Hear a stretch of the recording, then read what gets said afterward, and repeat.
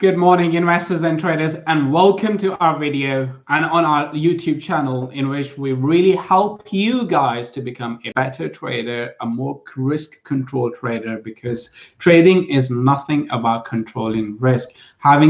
Being on the right side of the market doesn't really matter that much as compared to having a risk control, because it is not about how many times you can win in the market. It is about how you can preserve your capital, and then what strategies can you really implement to be on the right side of this market. In this particular video, that's exactly what we do. We help you to understand why markets are moving higher, where are the opportunities. The markets which we regularly cover are your equities, forex, commodities, and cryptos.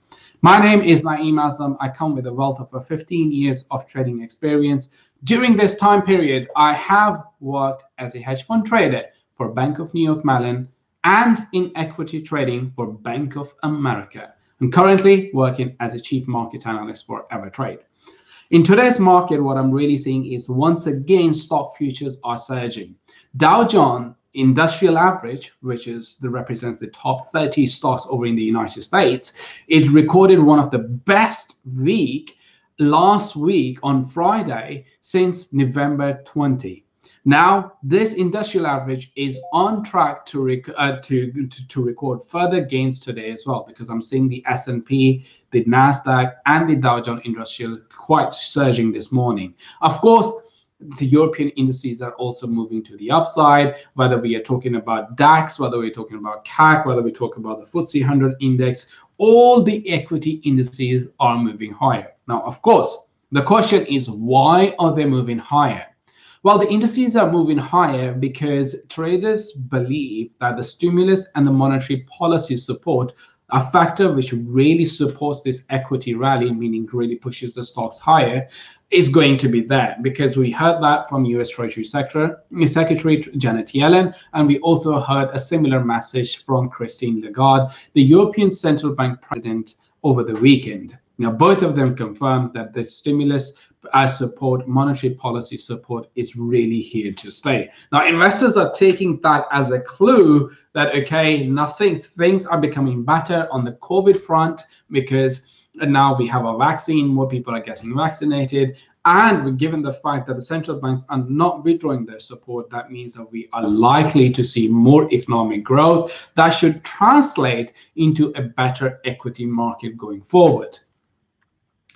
Now, is there a trade on the back of that? For sure, because remember, Dow Jones Industrial Average, in our technical video last week and in our daily sessions, we talked about how you could place your stop loss, which when the market really started to move to the upside. And now Dow Jones futures have reached their all-time high. What you could do is you could either bring your stop loss just near the 50-day simple moving average and let this trade continue, or alternatively, you can still bring your stop loss near the 50-day simple moving average on the daily time frame and take half position off table and leave the other half on the table, because this equity market is still very much rallying.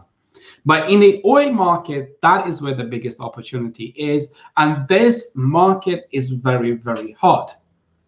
Basically, for the last 6 to 7 consecutive days, we are seeing Brent prices moving to the upside, and they have scored substantial gains. So today, what we are doing with the Brent prices is I have initiated a short position on Brent prices by looking at the 4-hour time frame. If you look at the 4-hour time frame at right this particular moment, what you see is that perhaps prices are likely to retrace. So my position is that I'm shorting the market because the resistance zone runs between 59.80 to 61.11.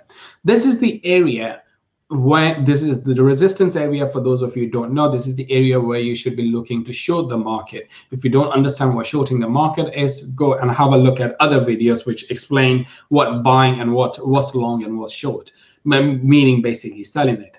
So on the 4-hour time frame right now, when you look at it, I've placed my stop loss just on above the previous candle, which is at 60.24, and I'm going short looking for a target for 57.79, 57.24. If I get stopped out, that is fine, because if the market rallies, that's fine, because this is a truck which is running at a full speed.